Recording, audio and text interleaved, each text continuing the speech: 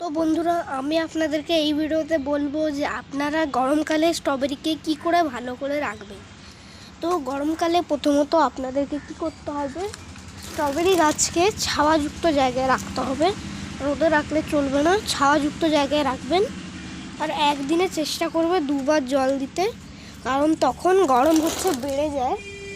আর চেষ্টা করবেন যে স্ট্রবেরি গাছটুকু একটু ঘরের ছাওয়ায় রাখতে পারেন, কারণ স্ট্রবেরি গাছ গরমের অতিরিক্ত রোদে বাঁচার চেষ্টা করতো প্রচুর করে, কিন্তু এত রোদ হয় আমাদের বর্ধমান জেলায় যে প্রচুর বেশি রোদের কারণে আমাদের কি হচ্ছে, বর্ধমান নয় পুরো ইন্ডিয়াতেই আমাদের স্ট্রবেরি গাছ রোদকে সহ্য করতে পারে না, যার জন্য মারা যায়। কিন্তু অন্য কোনো দেশে স্ট্রবেরি গাছ পুরো বছর বেঁচে থাকে, কারণ সেখানে সেরকম গরম পড়ে না।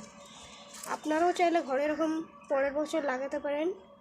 এই বছর তো সিজন চলে গেল, চাইলে আপনারা নার্সারি থেকে এরকম চারা কিনে এনেও লাগাতে পারেন, আবার রান্নার থেকেও লাগাতে পারেন।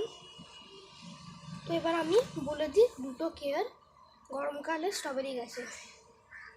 তো প্রথমত আপনাদেরকে কি করতে হবে, স্ট্রবেরি গাছকে ছাওয়ায় রাখতে হবে এবং ওতে আপনাদেরকে মাসে বা সপ্তাহে একবার হলেও আপনাদেরকে দিতে হবে বায়োভিটা বা সিভিড এক্সট্র্যাক্ট।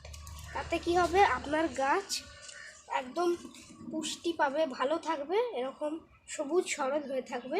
আর আপনারা যদি গরমকালে শুধু জল দেন তাহলে গাছটা একটু কমজোর হতে পারে। তো আপনারা গরমকালে যেহেতু আপনারা রোদে বার করবেন না গাছগুলো, তো আপনারা সপ্তাহে একবার করে নিম অয়েল বা যে কোনো পেস্টিসাইড স্প্রে করে দেবেন, যাতে পোকা না লাগে পাতায়। আর এটা পোকা এবং গরমে কেমন করে রাখতে হবে, দুটো টিপস দিলাম। আর লাস্ট টিপ আপনাদেরকে মাসে একবার হলেও স্ট্রবেরি গাছে খাদ দিতে হবে। তো এইগুলো করলে আপনাদের স্ট্রবেরি গাছ গরমে ভালো থাকবে। আর আপনারা কি করবেন, গরমের শেষে যখন বর্ষা চলে আসবে তখন স্ট্রবেরি গাছগুলো বাইরে বার করে দেবেন। তাহলে কি হবে, বর্ষার সেই জলটা বৃষ্টির জলটা পেয়ে রানার বার করবে, সেটা থেকে আপনারা আরও চারা করতে পারবেন। এবং রানার থেকে কেমন করে চারা বার করতে হয় সেটা আমি আরেকটা ভিডিওতে করে রেখেছি, শর্ট ভিডিওতে, আপনারাও চাইলে দেখতে পারেন, আমার চ্যানেলে পেয়ে যাবেন। তো এটা ছিল স্ট্রবেরি গরমকালে কেমন করে রাখতে হবে। ভালো লাগলে লাইক অ্যান্ড সাবস্ক্রাইব করে দেবেন। টাটা।